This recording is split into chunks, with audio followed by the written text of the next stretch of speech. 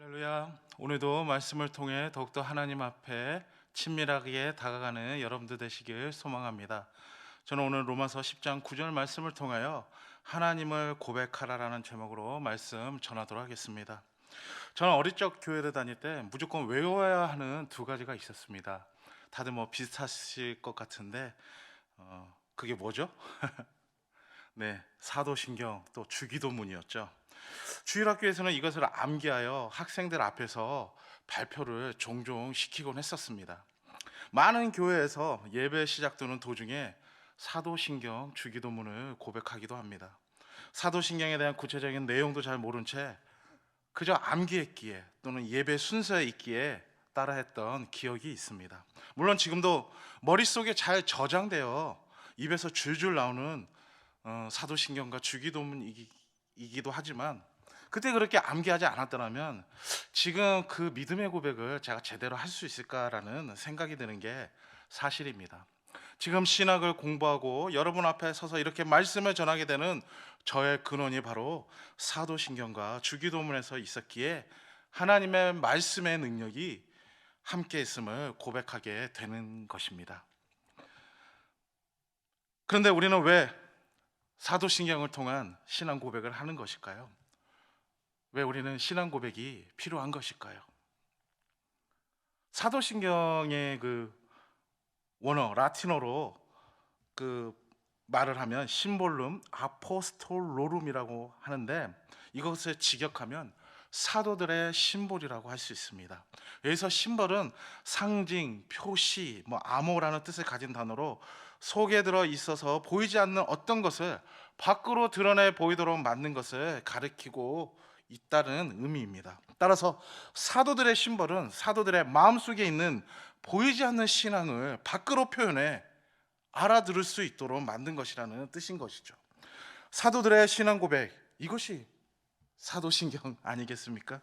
네, 신앙 고백은 성경 그 자체에 매우 중요한 역할을 하고 있다는 것을 말하고 있습니다. 마태복음 16장을 보면 아주 유명한 신앙 고백이 있습니다. 예수님께서 제자들을 보시고 사람들이 나를 누구랴 하느냐라고 물었는데 제자들은 어떤 사람은 세례 요한이라고 하고 또 어떤 사람은 엘리야라고 합니다. 또 어떤 사람은 유명한 선지자 중에 하나라고 합니다라고 대답을 합니다. 이에 베드로는 이렇게 얘기를 하죠. 마태복음 16장 16절에 이렇게 나오는데 시몬 베드로가 대답하여 이르되 주는 그리스도시요 살아계신 하나님의 아들이시니이다. 아멘. 베드로는 주는 그리스도시요 살아계신 하나님의 아들이심을 고백한 것입니다. 베드로가 이렇게 말을 하니 예수님께서는 다음 17절에 이렇게 말을 하고 있죠. 예수께서 대답하여 이르시되 바요나 시몬아 내가 복이 있도다. 이를 내게 알게 하니는 혈육이 아니요 하늘에 계신 내 아버지이시니라. 아멘. 베드로가 입술 열어 고백한 것처럼 주는 그리스도시요 살아계신 하나님의 아들임을 고백하는 것이 바로 신앙 고백인 것입니다. 누가복음 12장 8절에서 9절을 보면 누구든지 사람 앞에서 나를 시인하면 인자도 하나님의 사자들 앞에서 저를 시인할 것이요 사람들 앞에서 나를 부인하는 자는 하나님의 사자들 앞에서 부인함을 받으리라 라고 말씀하셨습니다. 여기서 나오는 시인이란 말은 고백한다라는 말과 같습니다. 우리의 마음속에 살아계신 하나님의 아들 그리스도를 품고 입술을 열고 믿음을 가지고 고백해야 한다라는 말인 것이죠. 고백함으로 그리스도와 함께하고 있다는 것을 선포하게 되는 것입니다. 신앙 고백은 이렇게 우리의 믿음의 고백인 것임을 우리 모든 성도님들, 우리 모든 학우님들 기억하시길 바랍니다. 제가 현재 사역하는 교회에서는 이런 예배 중간에 사도신경이나 주기도문을 하지는 않습니다. 어느 순간 예배 속에 사라져 버렸습니다. 그 고백을 하지 않으면서 서서히 저의 그 사도신경이 마음속에 좀 멀어지고 있다라는 생각이 든 것도 몇 번 있었습니다. 그래서 간간히 이 성경책 맨 앞페이지를 열어보면 바로 사도신경이 있죠. 요즘은 3번역, 9번역 이렇게 나눠서 크게 보이는데 그런데도 이상하게 사도신경이 읽다 내려가다 보면 저절로 나의 믿음이 다시 세팅이 되는 것을 느낄 수가 있습니다. 뭔가 강한 에너지가 이렇게 들어오는 듯한 느낌이 있습니다. 중고등부 시절 힘들게 암기했던 기억들이 새록새록 기억나기도 하고, 또 혼자 읽어도 에너지가 생기는데, 교회에서 공적으로 예수 그리스도를 나의 주로 선언하면서 다 같이 한 목소리로 크게 읽는데, 이것은 정말 특별한 에너지로 우리에게 다가온다라는 것이죠. 교회에서 신앙이 약한 사람이 집사로 직분을 받아 봉사하게 되면 그 다음부터 신앙이 강해지기도 합니다. 집사님 그 시절에 날라리로 봉사하다가 장로가 되고 나서 갑자기 신앙이 아주 좋아지고 장로같이 변하고 점잖해지는 그런 사람들도 있습니다. 물론 다 그런 것은 아니지만, 인간의 내적인 것과 외적인 것, 마음과 입이 서로 분리되어 있는 것이 아니라 하나로 되면 하나님의 사람으로 변한다는 것이죠. 이렇듯 신앙 고백은 고백 자체로 놀라운 하나님의 능력이 우리에게 입혀진다라는 것입니다. 저는 신앙 고백을 통해 하나님께 친밀히 다가갈 수 있기를 소망드립니다. 사도신경을 고백함으로 우리가 받게 되는 은혜가 무엇인지를 다시 한번 깨닫는 귀한 여러분들 되시길 소망드립니다. 그래서 저는 오늘 여러분들에게 두 가지를 전해드리고자 합니다. 첫 번째로, 고백하면 하나님의 능력이 우리와 함께합니다. 나의 신앙 고백 저자 황명한 목사님은 그 지으신 책에서 이렇게 고백을 합니다. 아버지는 사랑하는 분입니다. 자식에 대한 부모의 사랑을 부성애 모성애라고 합니다. 이 부성애와 모성애의 근원이 바로 하나님이십니다. 하나님은 한 생명을 세상에 보내면서 그 생명을 잘 길러내기 위해 우리에게는 부성애를, 아버지에게는 부성애를, 어머니에게는 모성애를 주셨습니다. 그래서 부모는 자식을 그렇듯 아끼듯 사랑하며 기르는 겁니다. 그럼에도 이 세상의 부성애와 모성애를 한데 모아도 하나님의 사랑에는 비할 수가 없습니다. 하나님은 우리를 이처럼 사랑하시는 분입니다. 우리 자신을 우리보다 더 사랑하고 우리 자신보다 우리를 더 잘하는 분이 바로 하나님이십니다. 이 고백이 확실하지 않기 때문에 삶이 고달픈 것이지, 이 세상에 문제가 많고 어려운 환경 가운데 처해 있어 힘든 것이 아닙니다.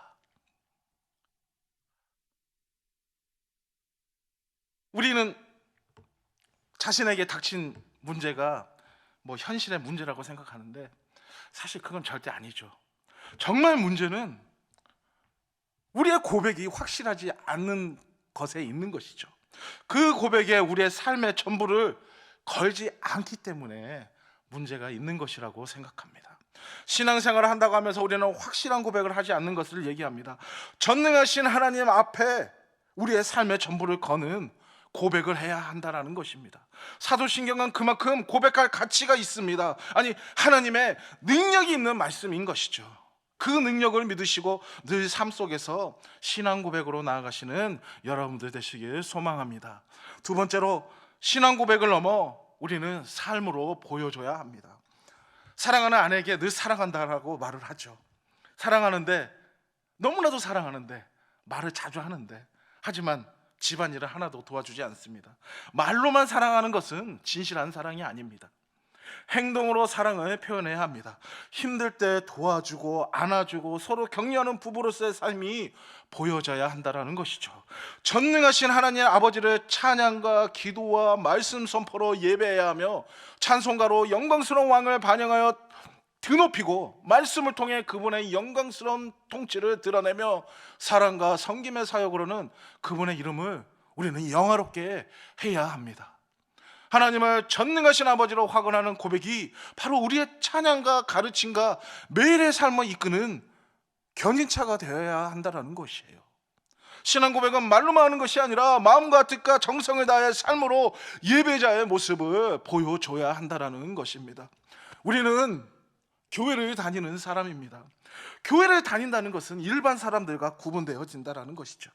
예수 그리스도를 구주로 시인하며 살아계신 하나님이 나의 삶 속에 나와 늘 함께 동행하며 살아간다는 것을 의미하기도 합니다. 그래서 우리는 특별한 존재인 것이죠.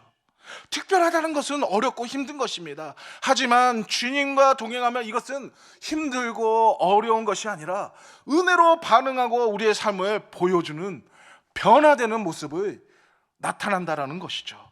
소망과 은혜를 주시는 하나님 앞에 삶으로 보여주는 신앙 고백하는 자가 되시길 권면드립니다.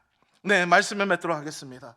종교개혁을 주도했던 마틴 루터는 사도신경에 대하여 다음과 같이 말했습니다. 사도신경은 어떤 사람이 고안해낸 것이 아니라 마치 꿀벌들이 온갖 아름다운 꽃들로부터 꿀을 모아오듯이 위대한 사도들의 가르친 내용을 요약한 것입니다. 이는 어린 아이들처럼 순수한 기독교인의 유익을 위해 만들어졌습니다. 성경은 66송의 아름다운 꽃으로 비유했다면 사도신경은 그 꽃들로부터 꽃가루로 모아 만든 꿀과 같다는 것이죠. 그만큼 사도신경이 성경의 가르침과 진리를 가장 간결하고 정확하게 표현하고 있는 신앙 고백이라는 것입니다. 우리는 꿀을 만들어낼 수 있는 말씀, 신앙 고백이 우리에게 있습니다. 세상이 변해 쉽게 접하지 못하는 신앙 고백이 되었지만 성경의 첫 장에 늘 우리를 맞이하고 있듯이 우리를 기쁜 마음으로 우리는 신앙 고백을 해야 한다라는 것입니다. 또한 늘 우리의 삶 속에 행동으로 보여주어서 참된 믿는 자로 더욱더 성숙한 삶으로 살아내야 하는 것이 우리 그리스도인의 참된 진리인 것이죠. 사도신경은 고백 그 자체로 놀라운 능력이 있다는 것을 믿으시길 바랍니다. 사도신경이 나의 신앙의 핵심, 믿음의 핵심임을 기억하시길 바라며 늘 삶 속에서 하나님과 동행하며 나아가는 우리 학우님들 되시길 소망드립니다.